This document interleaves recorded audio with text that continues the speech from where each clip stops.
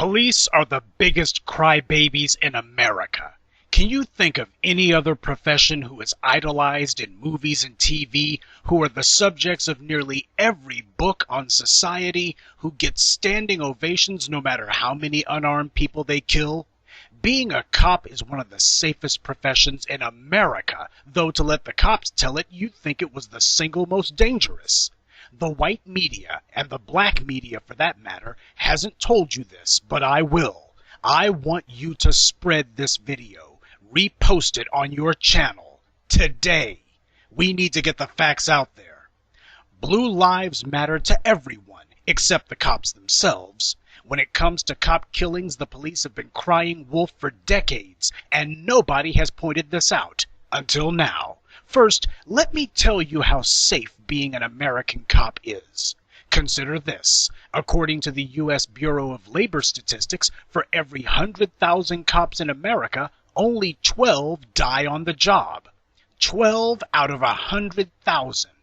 That doesn't even put them in the top 10 of the most dangerous jobs in America. Compare that, on the other hand, to other professions, such as truck drivers. Over 23 truckers die per 100,000 drivers every year. Farm workers, more than 26 per 100,000 die every year.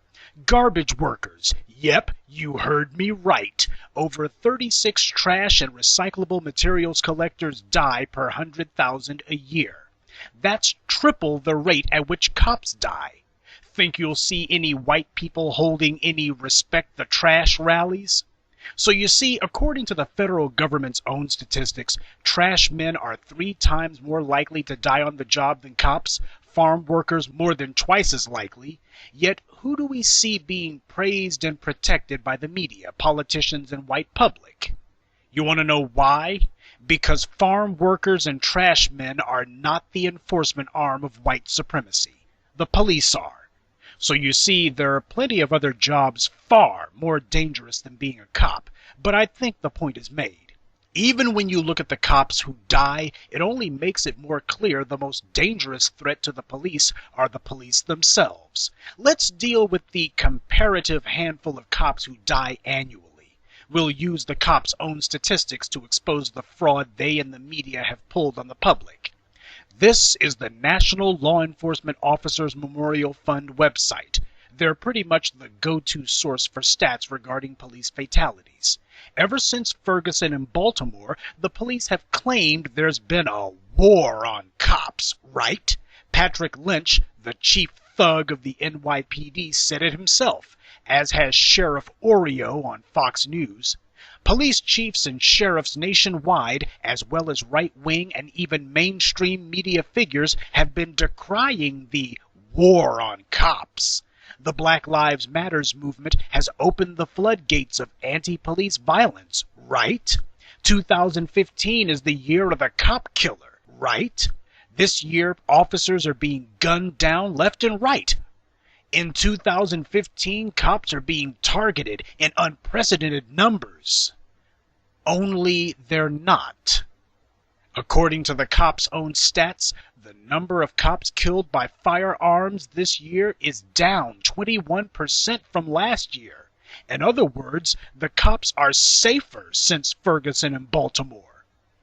And it's not as if the white media doesn't know this. Even Bill O'Reilly admitted he knew the war on cops was a lie. Do you believe that the Black Lives Matter crew and other radicals are igniting violence against cops? There are fewer cops shot this year than last year. Are you willing to give Black Lives Matter credit for that? Cop shootings are down. I know they're down slightly. I know they're down slightly. I know they're down slightly. I know they're down slightly. No, about 17%. But in August, they're up. It was a bad month. Yeah, it was a bad month. There were none. Right. I mean, overall, they're down. Okay. So I don't see an epidemic there. So you see, the war on cops is about as real as the war on Christmas. The white supremacists in the media know this, but they tell the public exactly the opposite anyway. Now, let's parse the causes of death. Again, this according to the police's own statistics. The major causes of death listed are firearms and automobiles.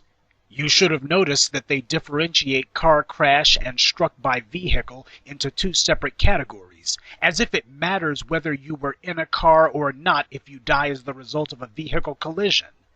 This is done as a form of breaking up the stats for the sake of reducing one form of death so as to artificially make another form of death seem more numerous. In this case, downplay the number of cops killed in auto accidents so as to make the firearm deaths seem significantly more common, when in fact they're not. You see, they need for death by firearms to be the number one killer of cops, so they can push the narrative that policing is the most dangerous profession on the planet when it's not. If people realize that even the police admit the number one killer of cops is car accidents, the police can't demand their murderous behavior be overlooked because their job is so dangerous. The goal of these plea for pity cop memorial groups is to trick the public into believing the lie that cops are on some sort of front line, when the truth is the taxpayers are being forced to subsidize what has become a domestic death squad. But even if you are so foolish as to believe that firearms are the number one cause of death for police, you still can't escape the fact that the cops are selling the public a total lie. I've studied the perverted culture of the police for a couple of decades now, and when I saw this list, something jumped out at me immediately. It wasn't what I saw, rather what I didn't see. The National Law Enforcement Officer's website lists many causes of death. Some of them, like electrocution and struck by falling objects, are just stupid. But do you notice the one cause of death that's missing? Suicide.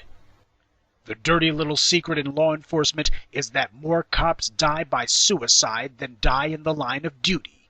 And that's according to the International Association of Chiefs of Police. The police chiefs themselves admit the greatest danger to cops is themselves. Recently, one suicidal cop, Joe Glinowitz, killed himself, but not before trying to frame Black Lives Matters for his own death.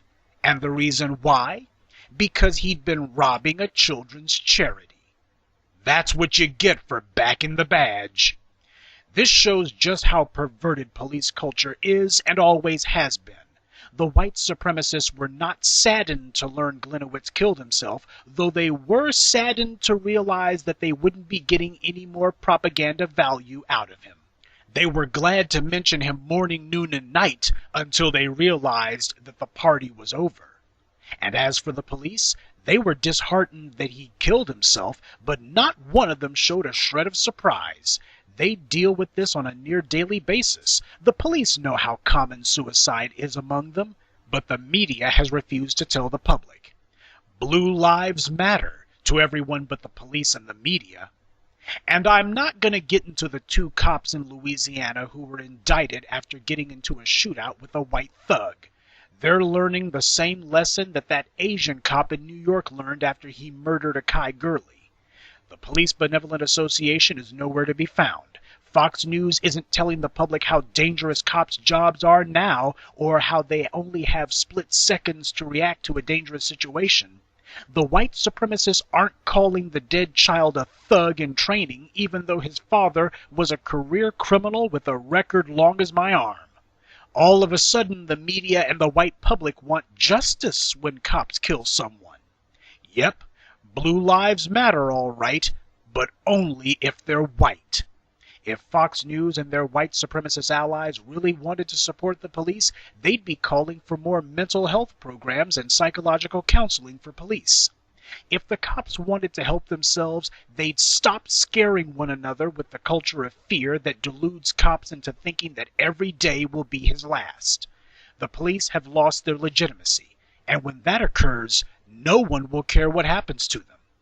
There is no war on cops today, but if the slaughtering of unarmed civilians continues, there may well be one tomorrow, and no amount of media spin will gain the police any sympathy.